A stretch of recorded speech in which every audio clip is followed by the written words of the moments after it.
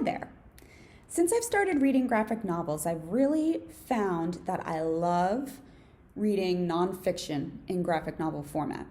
I'm a person who has always struggled to read nonfiction, whether it's histories, biographies, autobiographies.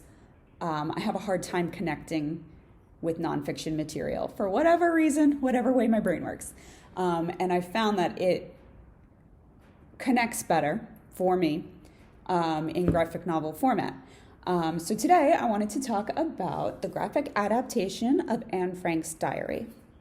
In the adapter's note at the end, it says, in his book, The End of the Holocaust, the eminent historian Alvin Rosenfeld contends that more people are probably familiar with the Nazi era through the figure of Anne Frank than through any other figure in that period, with the possible exception of Adolf Hitler himself.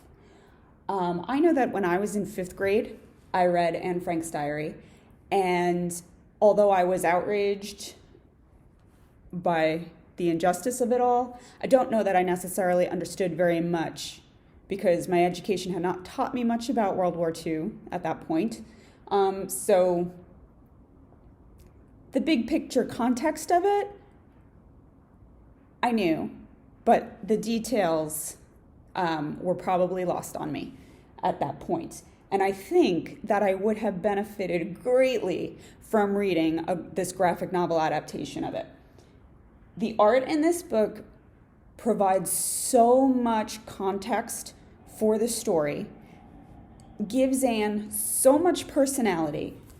You can see in the pictures, she's so feisty, she's so energetic, she's so outspoken and stands up for herself in a way that the words, at least the words that are included here, don't necessarily always demonstrate, or it backs up what the words are showing you.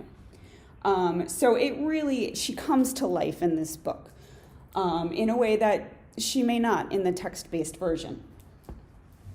This book is also very valuable for providing more information. Like it's got here a cross-section of the building that they were hiding in, and it, points out, it's a map of where they were staying. So there's the secret entrance, there it is, secret entrance behind the bookcase, and then this steep ladder that goes up, and it sort of maps out where everybody's rooms were, which is something I always struggled to visualize. So having it in the book makes everything make more sense.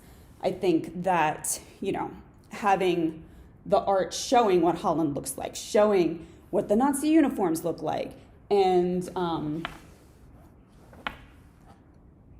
just her nightmares here. She's sleeping, and it demonstrates her fears very well. In a lot of ways, the art in this book contributes to exploring her imagination.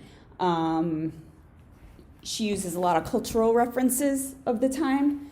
One thing that I love is that it shows how she's using her imagination to either escape or to explain her feelings, or to project ahead for her visions for her own future by putting her face on paintings here. In another spot, she puts her face on different movie stars of the time. And I thought, here it is.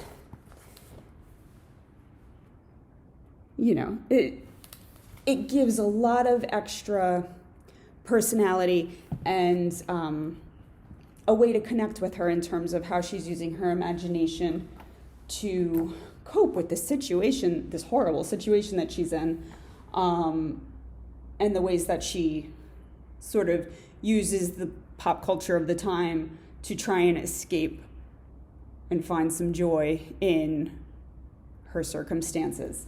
I think that anybody really, not just children, anybody would benefit from reading this book. She's so insightful for a child. It sort of blows my mind, the things that she has to say about the people that she's in hiding with and the situation of the time. And I just really think that the graphic novel version is super successful in making the reader connect with Anne as a person and not just as this sort of legend that I feel like she has sort of become, in a not a standoffish kind of way, but it makes her very specific and very, very personal. I highly recommend it to anybody.